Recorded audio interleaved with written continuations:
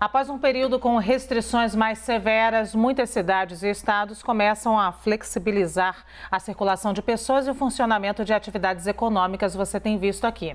Sobre os passos a serem tomados daqui para frente, nós vamos conversar com a representante da Frente Nacional de Prefeitos, Cíntia Ribeiro, que também é prefeita de Palmas, capital do Tocantins. Prefeita, seja muito bem-vinda aqui à CNN. Prefeita, o secretário de São Paulo, só para a gente ter um exemplo aqui, disse que é possível já esperar uma terceira onda de doença para as próximas semanas. Queria saber da senhora como os municípios têm encarado essa hipótese, se preparado para ela no momento em que ainda falta segunda dose de vacina para muitos deles. Bom dia, Luciana Barreto, uma alegria poder falar com você, Glória Vanik. Bem, os municípios, e não muito diferente do que enfrenta as capitais, os mais de 5.500 municípios brasileiros, todos eles passam por demandas crescentes, em particular a nossa preocupação com a chegada das vacinas, mas ainda com um desajuste muito grande na programação do próprio Plano Nacional de Imunização, o que nos faz repensar com muito critério, com muito cuidado, essa retomada ou a flexibilização, o retorno das atividades consideradas não essenciais. É claro que há diferentes proporções em todos os serviços que são oferecidos e, mais do que isso, a realidade dos diversos municípios brasileiros, mas a falta de conexão ainda, Luciana, entre o governo central, ou seja, os municípios e estados estão meio que ainda numa orfandade no que diz respeito à construção dessas medidas sanitárias, em conjunto com as medidas de isolamento, e ainda dependente de um plano de imunização que não é eficiente.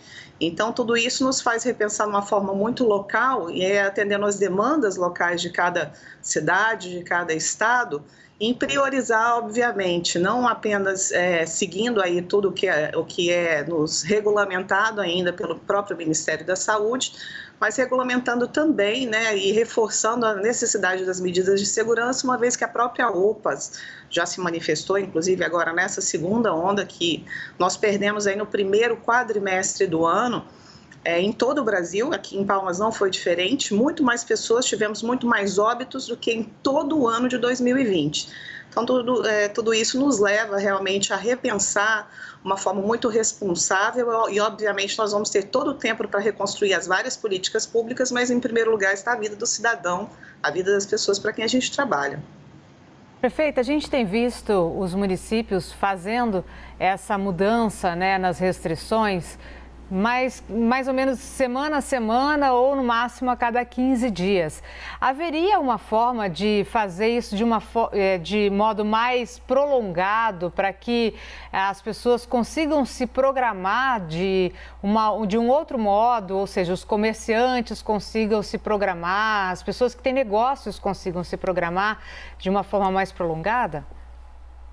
Seria o ideal, mas infelizmente a falta de comando de um governo central faz com que os municípios e com que os estados brasileiros atendam de acordo com a taxa de ocupação e leitos de UTI, os leitos clínicos, a demanda e oferta crescente agora também pelas vacinas. Nós precisamos de uma organização com relação a essa distribuição, há um número de doses significativas e os municípios brasileiros sempre trabalharam com os diversos planos de distribuição de vacinação, ou seja, nós somos especialistas nisso, mas agora é claro que devido a toda a proporção que nós estamos vendo crescente de tudo isso e a falta de, às vezes, de critério para essa própria distribuição, levou a própria Frente Nacional de Prefeitos a constituir um consórcio, inclusive o maior consórcio público brasileiro, para aquisição de insumos, de medicamentos e também das vacinas.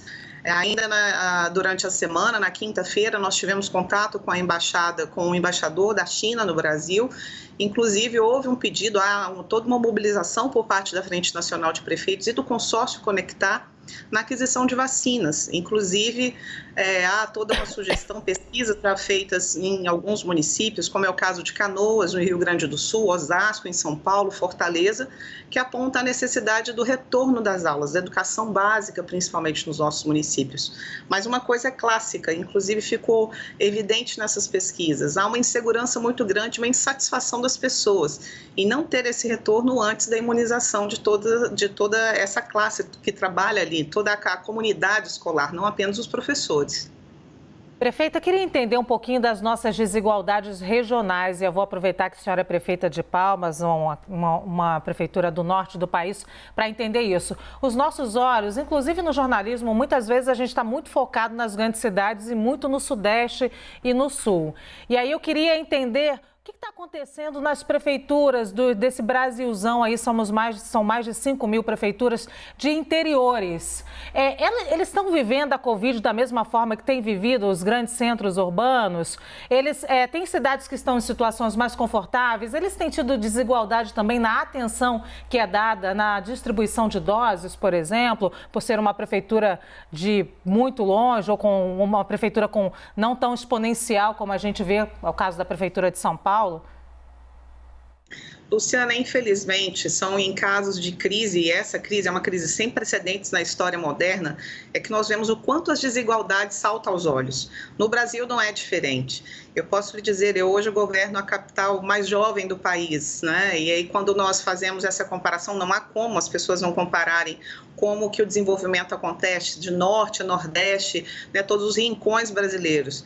Agora, uma coisa é fato, Palmas hoje é a capital com menor índice de letalidade e mortalidade causados pelo Covid-19. Durante essa segunda onda, nós tomamos medidas ainda mais restritivas. Agora, para o gestor, é muito triste você ver o funcionamento da sua cidade sendo comprometido por uma série de coisas.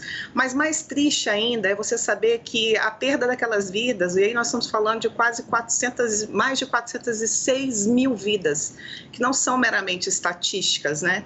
E aqui também fica a nossa solidariedade, em nome da Frente Nacional de Prefeitos, a todas as pessoas, familiares, né, e amigos dessas vítimas.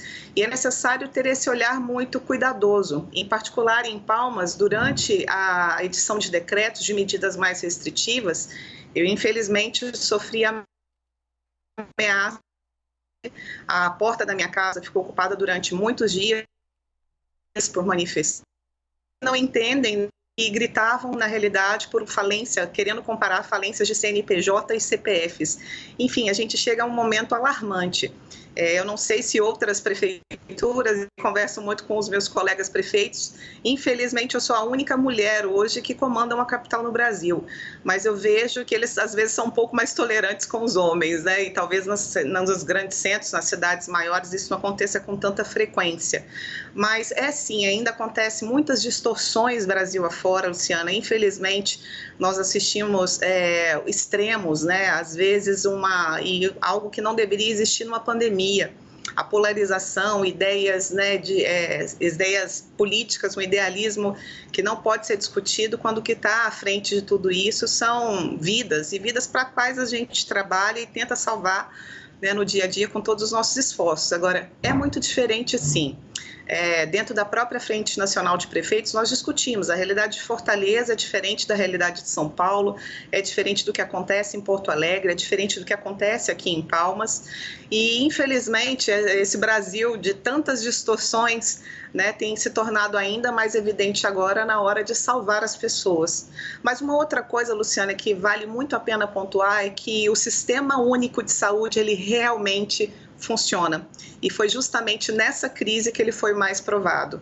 Então, assim, o nosso reforço enquanto gestor público é acreditar nas instituições e reforçá-las. E, principalmente, reforçar as pessoas que estão na linha de comando nesse momento. Os governadores, os prefeitos, né, eles nunca sentiram, acho, tanta necessidade de ter esse apoio das pessoas, de entender que nós estamos aqui para fazer a defesa da vida de cada uma delas.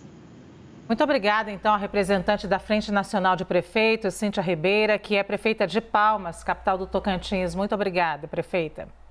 Imagina, eu que agradeço. Um ótimo domingo para vocês. E quando isso tudo passar, você e Glória estão convidadas para poder conhecer a capital mais linda do Brasil. Iremos. Obrigada, prefeita. Muito obrigada, prefeita.